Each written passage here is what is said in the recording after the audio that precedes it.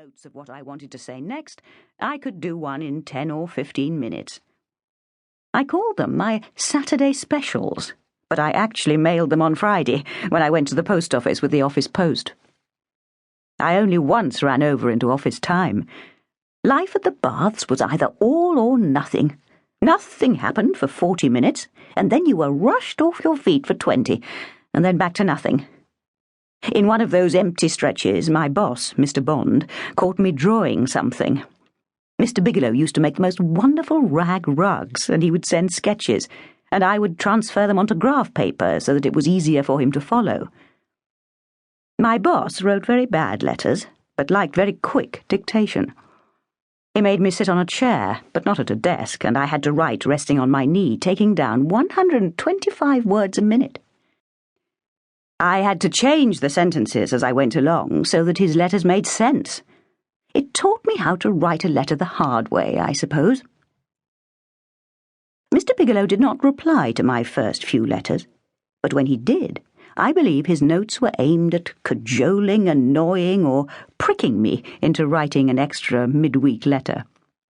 His letters were indecipherable scrawls on scrap paper with no date, and no "Dear Miss Woodsford" or "Dear Francis." My family and friends call me Nora, but when writing to Mr. Bigelow, I chose to call myself by my first name, Francis, because I preferred it.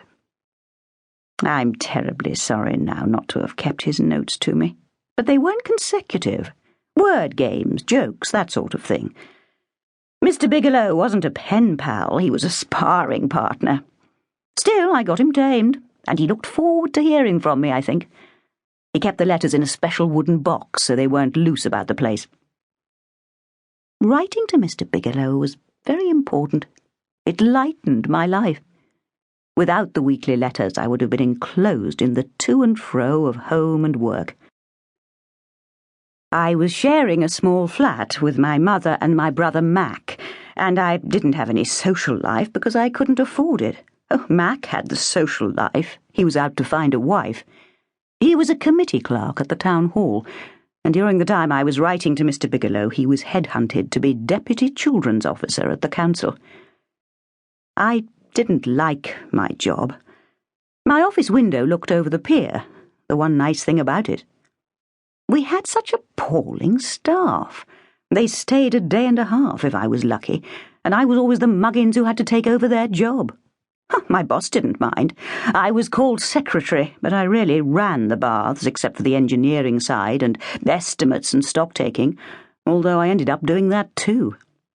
And I had to deal with all the complaints, because my office door was labelled Superintendent Inquiries, and Mr. Bond's was labelled Private. He wasn't silly. I would patrol the baths once an hour to find out what crisis had erupted.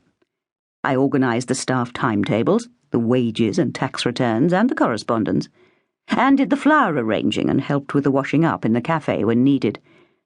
I organised the police gala, and all the other galas, and in summer we had a water show, and I had to be front-of-house manager and receive honoured guests.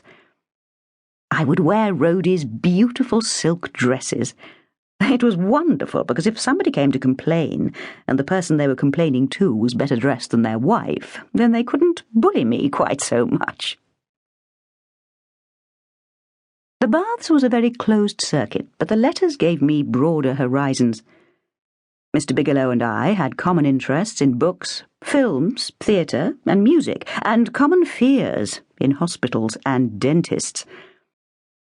I would keep him informed of local events and British news, and we would often discuss international politics. He sent me copies of Holiday magazine, and I would always clip out Giles cartoons to send on to him.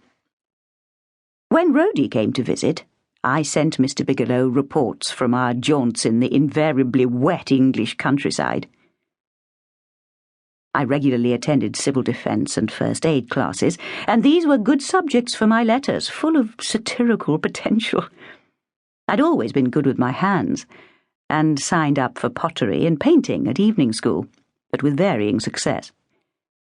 Mr. Bigelow got to hear about the scrapes I got into, and I would send him the fruits of my labours. I also learnt to